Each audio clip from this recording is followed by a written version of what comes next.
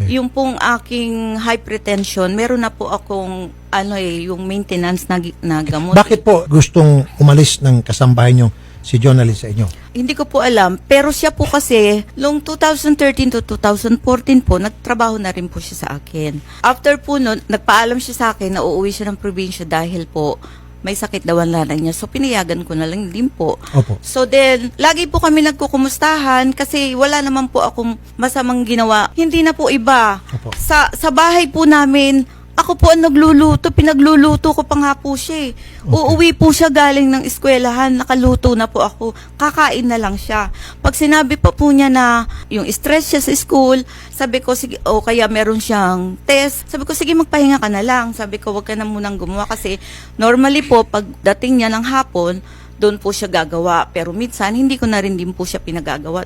Kasi nga po, naiintindihan ko po yung kalagayan niya eh. Dahil Okay. estudyante siya eh. Kausapin natin si ate muna. Ate, yung kapatid nyo pala is spoiled kung tutuusin. Mabait tong si Amo. Pa nyo po kailangan pumunta rito para iparescue na pwede naman kayo mag-usap. Yun atang point ni nanay kasi maayos naman ang treatment ko sa inyo. Ba't kinakailan pa kayo magsumbong dito sa programa kung maganda ang treatment? Yes, sir. Nung kinausap po yung kapatid ko pagdating namin sa bahay, nung gabi din po na yun na sinundo ko siya, sinabi niya po sa akin na feeling niya na-abuse siya. Sabi mo galing sa'yo, inaabuso siya. Ma'am, ito na si Jonalyn. Miss Jonalyn, magandang hapon. Hello sir, magandang hapon po. Andito po yung inyong amo. At bakit niyo po nasabi na kayo po inaabuso? Base po sa kwento ng inyong amo, napakabait niya po. Siya pa nga raw nagluluto at pag kayo po ay merong project sa eskwelahan or test, pinagbibigyan niya kayo na makapagpahinga at gawin yon. Nagpaalam po kasi ako sa kanya sir ng po, ma'am, next month po pagkatapos po ng semester, aalis na po ako. Kasi po sir, kumbaga, okay naman po yung pakikitungo nila sa akin. Yung sinabi niya po, totoo yun. Kaya lang sir, doon ako nahirapan sa paglalaba sir. Yung paglalaba po sir, kahit comporter po, sinakamay ko po yun sir. Minsan po nagsusugat pa nga po yung kamay ko. Kaya doon po ako parang hindi ko na kaya na ganito. Kaya nagpaalam po ako sa kanya. Pero yung pagpaano niya po sa akin, ayaw niya daw po akong payagan. Kasi daw po, kumbaga yung oras daw po na pinasok ko simula nung June saka hanggang October po, kabayaran ko daw po sa kanya yon. Hindi po maltrato ang tawag noon. Hindi mo kaya yung trabaho. Kaya gusto mo nang umalis. Iba po yung hindi mo kaya yung trabaho, iba po yung minamaltrato ka. Okay? So ngayon, gusto mo na umalis dahil hindi ka komportable sa trabahong yon. Right? Opo sir. Walang pagmamaltrato, walang pang-aabuso. Wala naman po sir.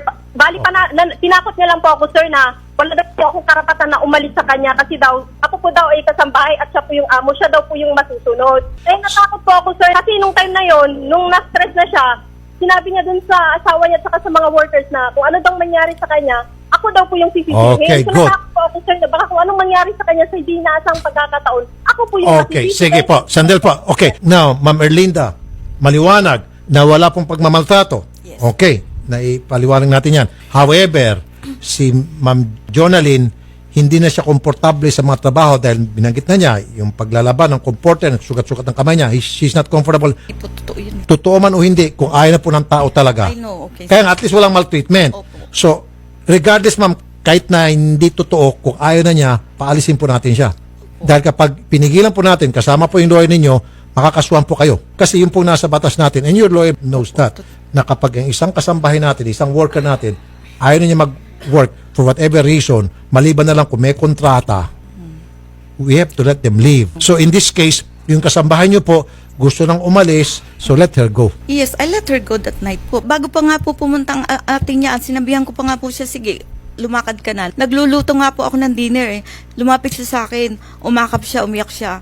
Ma'am, I'm so sorry. Okay. Sabi ko, dapat hindi mo na ako ginalit kasi sinabi ko lang sa'yo, lumabas ka ng kwarto kasi masama na yung timpla ko. Okay. Kahit naman po sinong tao na magnagalit, may nasasabing hindi maganda, na I agree. hindi sinasadya. Gumawa siya ng kasulatan na aalis siya dito nang wala siyang galos, wala siyang ano. Okay, so Ma'am Jonalyn, umalis ka ng walang galos. Maayos. Po yun. Pag uwi kasi sa bahay, sinabi ng kapatid ko yung nag-push talaga sa kanya na umalis. Yung husband po ni ma'am, tuwing nalalasing daw po, niyayakap siya bago No, matulog.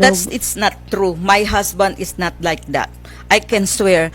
Sir, sa nangyaring post nga po, sa mga taong workers namin, hindi po sila naniniwala sa nangyaring yun dahil ang asawa ko po napakabait. Marami po kaming tinulungang Okay, tao na sandal maging po, OFW. sandal po. Ma'am Jonalyn, mahirap po magbigay ng ganong klaseng paratang. Kasi si Ma'am Bibiana, Apo, especially kung wala pong testigo. Sana po nagpablatter agad yung kapatid nyo. Kasi kung sasabihin nyo yan ngayon, tapos wala kayo mailalabas na testigo, pagdating po sa korte, mababaliwala po yung mga aligasyon nyo yan.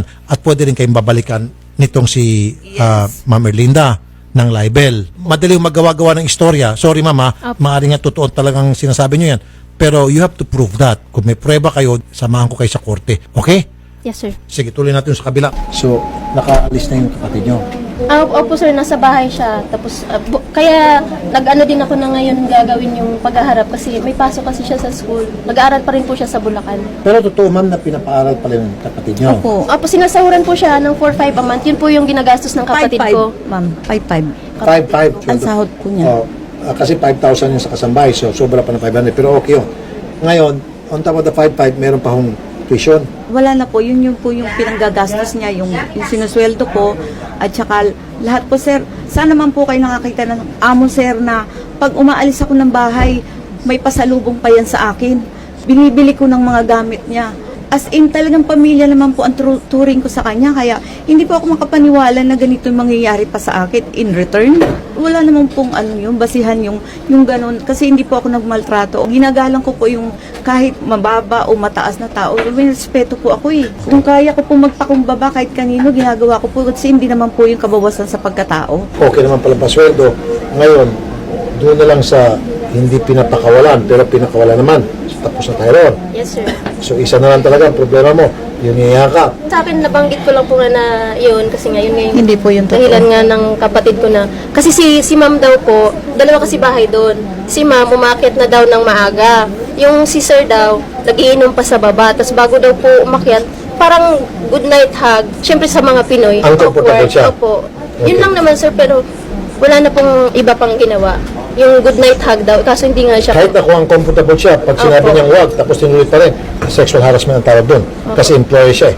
Tapos hindi siya komportable. Kahit na sabihin natin walang mali siya doon kay Amerikano, pero the fact na hindi komportable itong si tauhan doon sa ginagawa niya, she can always say no. Tapos pag inulit pa rin, sexual harassment yun. So, dapat may ebidensya. Okay na.